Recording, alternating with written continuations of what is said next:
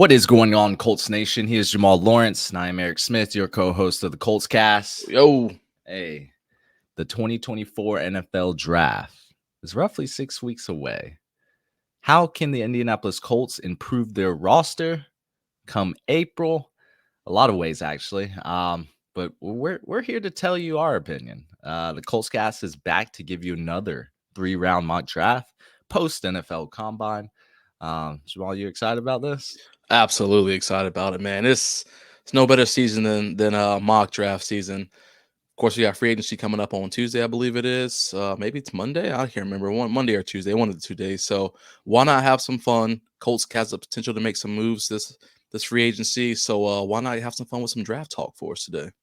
Yeah, let's dive right into it. But don't forget, everyone, please remember to like, subscribe, and comment below with your thoughts, Colts Nation.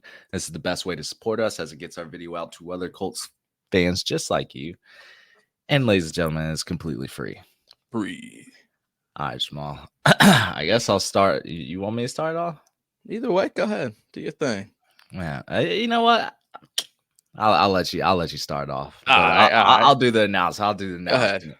You know, all I'm saying is with the number 15 overall pick, the Indianapolis Colts select Brock Bowers, tight end, Georgia. Woo! Woo! I mean, listen, y'all. Hey, I don't know what else needs to be said about Bowers that you don't already know. I mean, I think it's pretty known throughout the college world, NFL world. This guy is an elite tight end, big body tight end, ability to catch an open space. He can shake you, he can run over you. Don't matter. I mean, massive dude. Didn't have, when I look at his last year stats, and I know the last year stats don't mean anything in regards to what he's done over the past 2 years, but his last year stats were down a little bit. And so, of course, you got to remember that you had the dogs at Georgia, the defense didn't allow any points on the board. So there was no need for him to be playing on offense, really, because they could drop 30 points in the first half and they didn't have to play.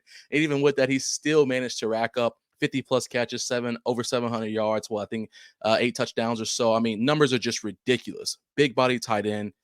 Literally, you think about the George Kittles and the Travis Kelce's and how these guys are able to get in open space, make contested catches, come down with the ball, and still get yak after that. That's exactly what Brock Bowers is. Exactly what he is, what he can be. He has that ability to elevate this thing just another tick. And when we think about how important that is, especially when we look at the wide receiver side of it, it's hard to we always talk about, oh, you can bring more help in wide receiver. Why not have that dominant tight end that we've seen, like I said, again, the Niners and the Chiefs have on their side, to where maybe their receivers are getting doubled up, maybe they're getting locked down. Well, guess what? You got another link right there. That missing link can be that tight end spot, and that's what Brock Bowers brings to us. And of course, everybody, I know we have Jelani Woods and so on and so forth, so we don't want to just brush him to the side, the big 6'7" monster. But the reality of it is Jelani hasn't been on the field. He hasn't been on the field, so we have to address that elephant as well. Chris Ballard says it all the time. He said it for every single player who got injured this year.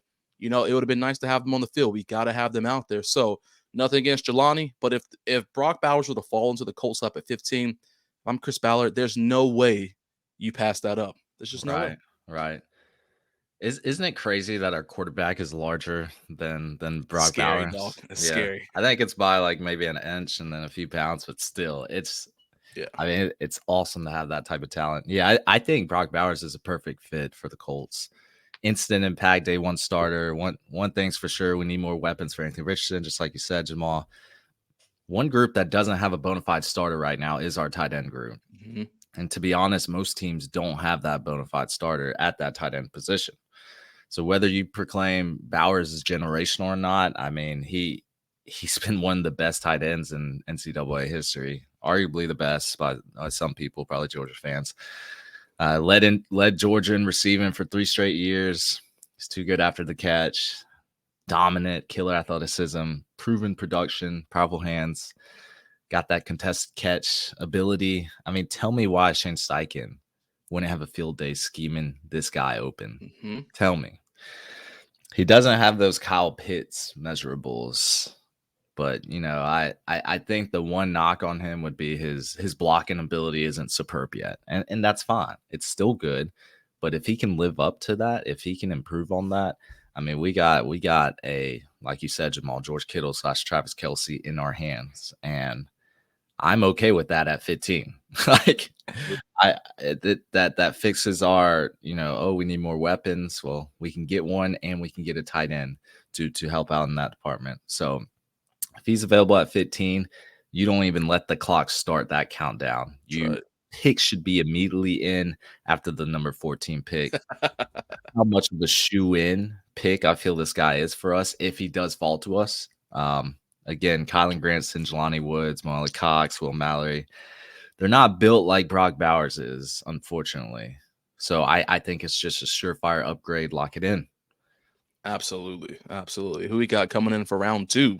Man, with the number 46 overall pick, the Indianapolis Colts select Chris Braswell, edge, Alabama.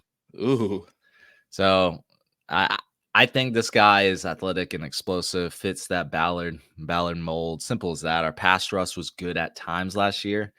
Not great, not elite. So edge may not be a top priority for us, but I think it's one of the most valuable positions in the NFL. The quarterback position is so important that you need consistent pressure to disrupt them. You have to have it. He was second in sacks behind Dallas Turner at 8 sacks with 3 forced fumbles. Dallas Turner is another guy I like too. Yeah. If he's there at 15, look, hey, we'll talk about that another time. He's a high energy edge rusher. I think Braswell will give us much needed depth in that pass rushing department, and we should always be looking to add to that position if we're not confident in it, and I don't think we are.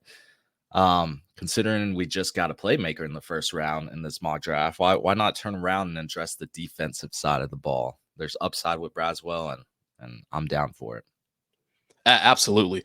I couldn't agree anymore. And just for people who don't realize it, Samson Ibukam was graded highest out of our free agency signings last semester. Wow, last season, according to PFF. So why not go ahead and get another rotational piece and a Chris Braswell in there with him, with what's going on? I don't know if anybody's really watched a lot of film on him, but we know that LEO position that Gus Bradley runs, standing up, Chris Braswell is ridiculous. Ridiculous standing up, coming off the edge. Fast, strong, can shake. He can take the tackle where the tackle wants him to go and then just break off of him and then make a sack and make an explosive play. That's what we need. I mean, Eric just touched on it. 42 tackles, 8 sacks, 1 interception, 3 forced fumbles. Listen, this is a great rotational piece that can come in. Now, I will say his 3-point stance is ugly, but that's just cosmetics, man. I don't care about that. But strong hands, can get off the block and keeps body control. I think that's a great piece for what you have, especially when Eric just mentioned that we got a playmaker on the offense side of the ball. Let's go ahead and continue to grow this defensive lineup. Yeah, and he lines up, I think, in multiple Mm-hmm. alignments. Like I've seen him an outside linebacker, over the tackle, things like that. I mean, I feel like he's everywhere, and he stood out this year, um, especially when Will Anderson left. Mm-hmm. So hey, next man up. We'd love to have him in Indianapolis. Absolutely. All right, we're in the third round with the 82nd overall pick. The Indianapolis Colts select Cole Bishop, safety, Utah. Jamal, I know you like this guy. What do you really like about him? I I like that he's a speed machine, man. He is all over the field. And again, going back to the board, if you watch any film on him, this man is literally just everywhere you can be. He's fast. I mean, he ended last season with 60 tackles, 2 interceptions, and 3 sacks. And I can tell you one thing about him is when he's walked up on the line, he is a rocket, a Mm, rocket. He finds the ball, he eyes it, and he can take it down whoever has it, which is good. He's a strong tackler when it comes. He's looking to make that explosive big hit, which I definitely like. One thing I will say, of course, because I'll be honest with everybody who's talked about everybody, I don't like how he goes in with his shoulder. But again, that's correction. Those things can be fixed. Colts have been known for one of the teams who have great coaches when it comes to tackling and teaching how to tackle correctly. So I have zero problem knowing that when he was to come into the Colts organization, these shoulder drops can get addressed. But again, like I said, I mean, a ball hawk, Downhill speed is crazy. He can hawk anybody down, and he can move laterally across the field, which is what we need. You have to be able to look up and down the field and go east and west as well to stop any big plays that are going to happen, especially when we're going to be going against a lot of fast receivers for the foreseeable future in the AFC South. You got to have Mm, somebody like him who can definitely scan the field and be alert and try to make a play on the ball. And if he doesn't make a play on the ball, at least make a play on the receiver or the pass catcher at that time. yeah, and I think he can. I I think he suits the strong safety role a little bit better, but I think he's played some free safety. And look, I think we should retain Julian Blackman, but let's say we don't, especially at the rate safeties have been Mhm. dropping from teams like flies during the offseason. Why not take another safety out of Utah to replace a safety out of Utah? Yeah. It'd be perfect. Bishop, like you said, is an exceptional tackler, and like I said, great strong safety replacement. You have to be able to tackle. He's got great size too. Another Ballard guy, 6'2", 206 pounds. He's tough, hustles on every play. He's going to be a high RAS score. If I'm pretty sure the RAS score is already posted for him, but look, I would be okay with it in third round. Give me Cole Bishop, and I think if you've gotten this far, you might be thinking, where's the cornerback? Where's the cornerback getting drafted at? So for this mock, we're assuming we're going to address that in free agency. So whether it's L'Jarius Sneed, Tre'Davious White, or someone like Jeff Okuda, even, we address it outside the draft. We need a veteran Mhm. impact for our young cornerback room. So that's where we are in 3 rounds post NFL Combine. This would be, one of the great situations to live with. Brock Bowers, Chris Braswell, Cole Bishop. I think we'd be content with this, right?